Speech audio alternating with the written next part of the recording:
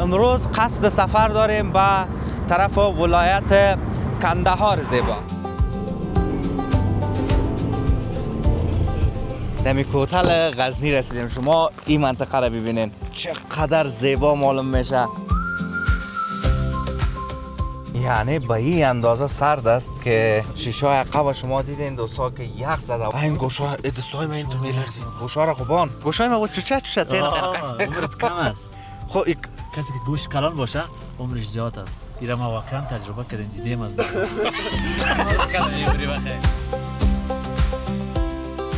و ما میریم امشب در ریگستان کندهار اونجا کمپ میزنیم.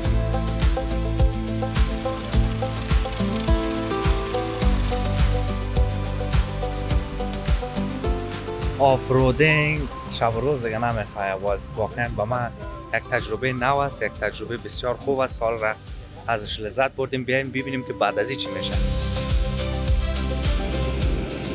پیشتر تمیم پرسان کرد گفت چی قرار است بخوریم. گفتیم چیزی که کلگی زیاد دوست داره، خصوصا قشر جوان لوبیا پخته میکنیم. حیف جان دمی سفر هر چقدر خراب باشه مزه میکنه. 2 نفر دیگر از اونجا بر که خسته نباشه. اگه این عیب گرفت فهمیدیم ما به تاوان میتونم. تعریف کردی که گپ